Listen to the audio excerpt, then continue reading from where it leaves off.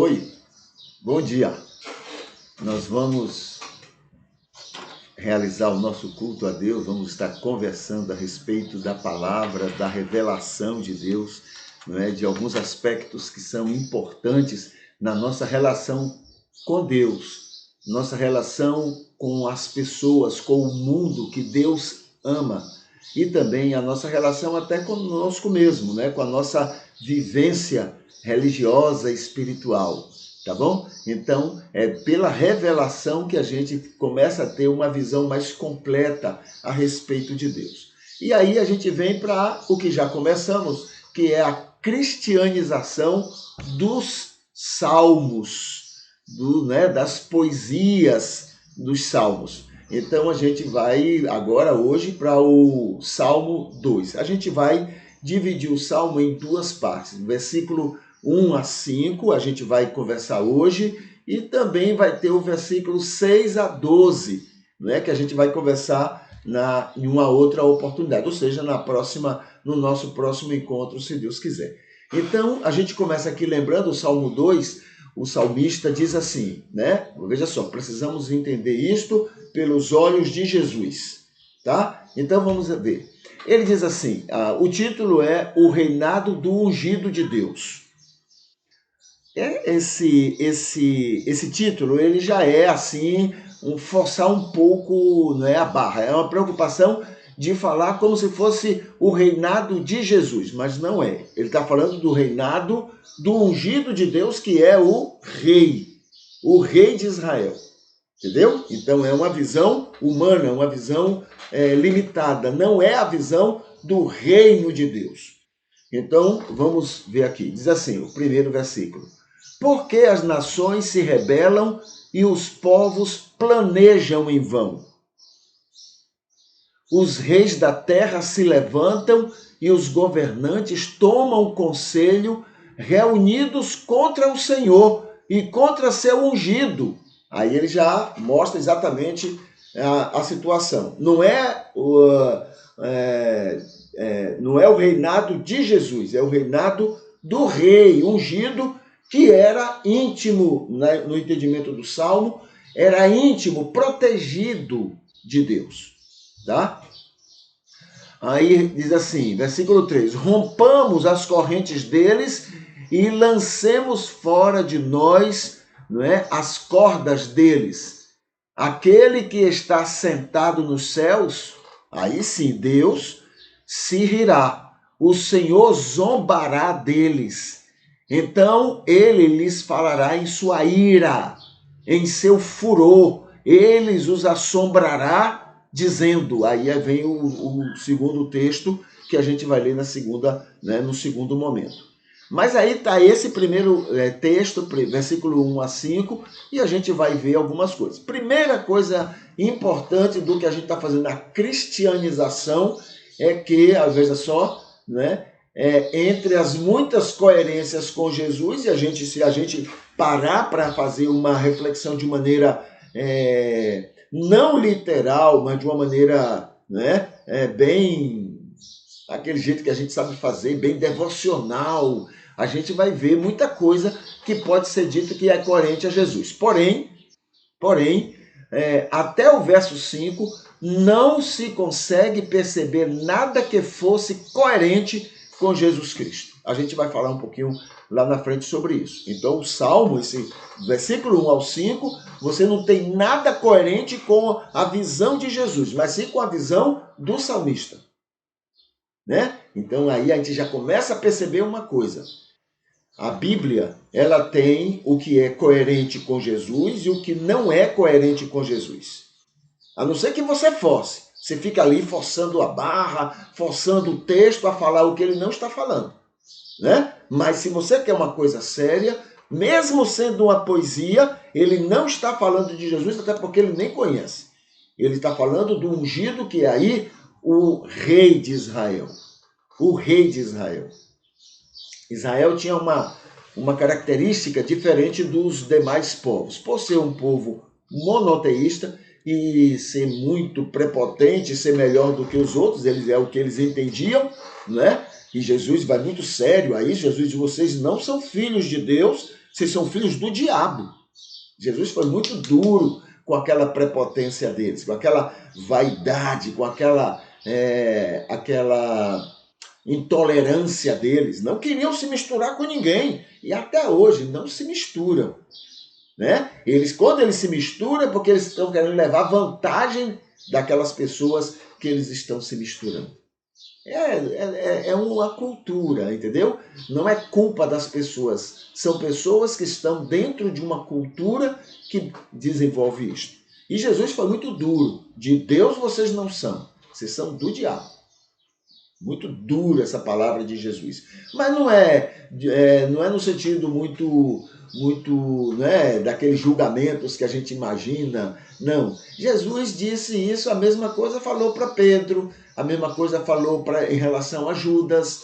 Né? Então, é no sentido de que vocês são tão carentes de Deus quanto qualquer outro povo. É isso que ele está dizendo.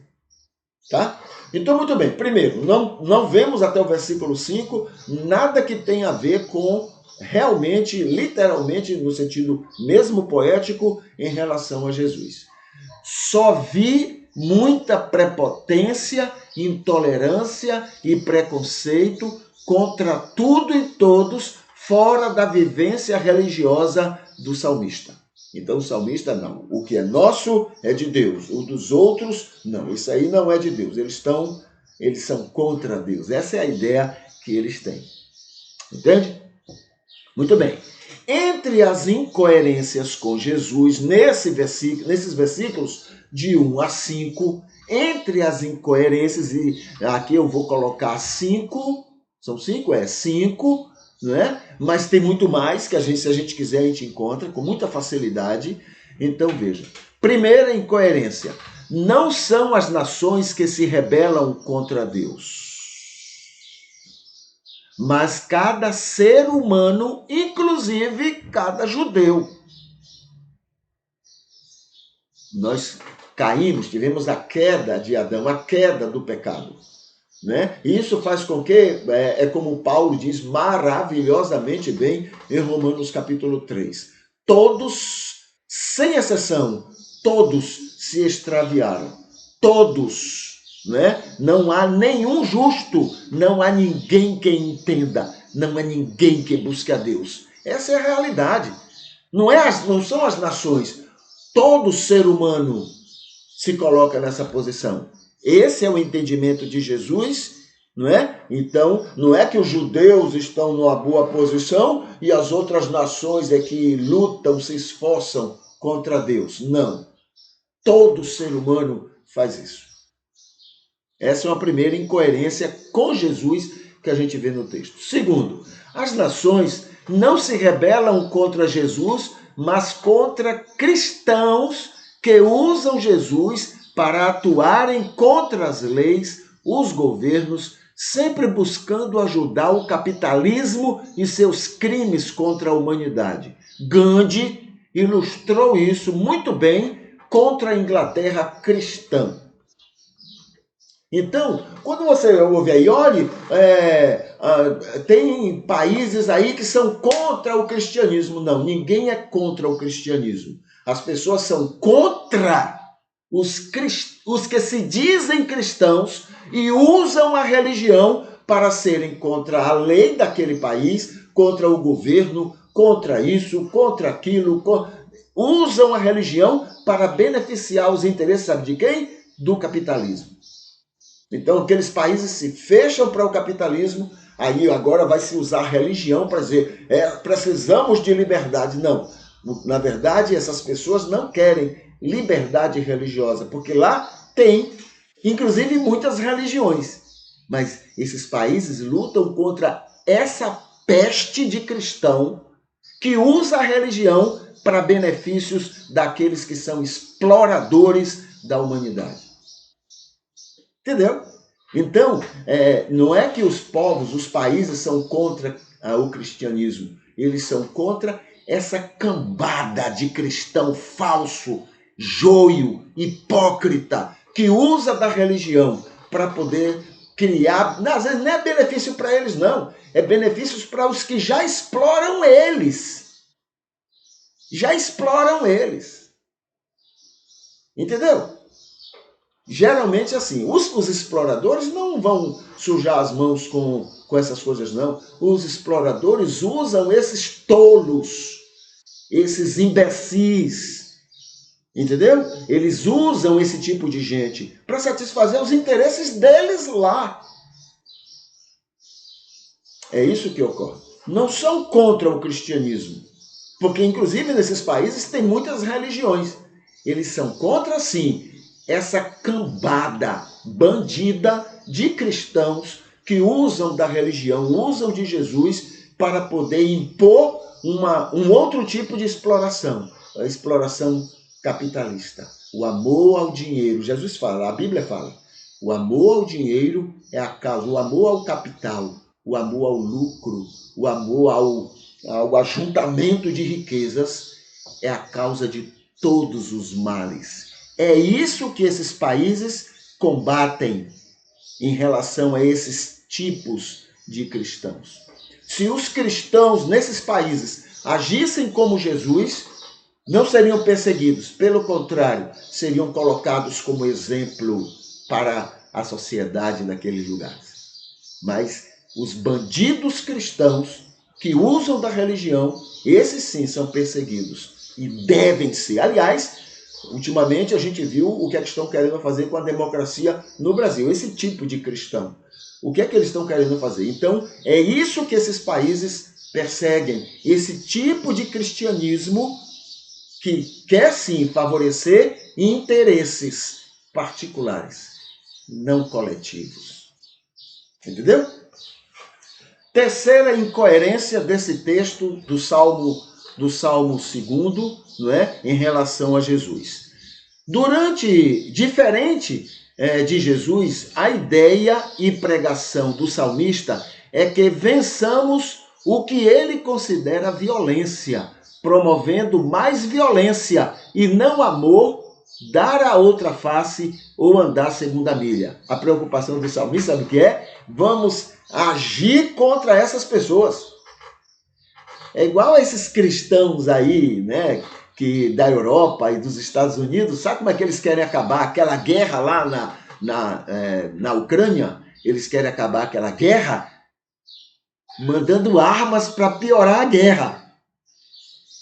É assim que esse bando de cristão funciona. A cabeça deles funciona assim. A gente acaba com a violência sendo violentos. Jesus diz assim, não, amar o inimigo. Não, porque Jesus está louco aí. Jesus diz, não, se baterem numa face da outra. Não, esse bando de cristão aí não fazem isso. O salmista não pensa assim. Jesus diz, olha, se te obrigarem a andar uma milha, vá 2. Esse salmista aí e esse bando de cristão que tem aí, diz, não, andar do segundo, a gente vai brigar para não andar nem a primeira. Eles não têm nada a ver com Jesus. O salmista não tem nada a ver com Jesus. Não se vence violência com violência. Não se vence violência com violência. Então, esse é o terceiro, né? A quarta incoerência desse texto. Deus não zomba de ninguém. O texto diz, Deus vai zombar desse povo. Não, Deus não zomba de ninguém. Deus não zomba de ninguém. Deus ama todo mundo. E isso faz com que, no máximo, ele tenha misericórdia, paciência, carinho, desejo de alcançar, abençoar e usar para a sua glória. O Deus que Jesus fala não é o Deus de Moisés, não. Aquele Deus que gosta de briga, confusão, violência, genocídio.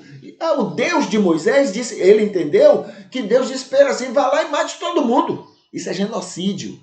Não tem nada a ver com Jesus. Jesus jamais diria uma coisa dessa. O salmista tem o Deus de Moisés como ideal. Não é o Deus de Jesus. Entendeu? Então Deus não zomba de ninguém. Olha, lá na cruz, sendo cuspido sendo cuspido, sendo condenado, sendo tudo daquelas pessoas, ele olha para aquelas pessoas e diz: Pai, perdoa-lhes, porque eles não sabem o que fazem. Isso não é zombar, isso é amar. O Deus de Jesus não tem nada a ver com esse Deus do salmista. Entendeu? Quinto, ira de Deus. Ira de Deus não é furor, como diz o salmista, não é raiva, é apenas condenação. Ou seja, consequência natural de males do que as pessoas fazem, inclusive os salvos, por ele e com ele. Então, quando nós fazemos uma coisa errada, nós vamos pagar um preço. Não é Deus na ira, não. É consequência do nosso erro. É consequência do nosso pecado.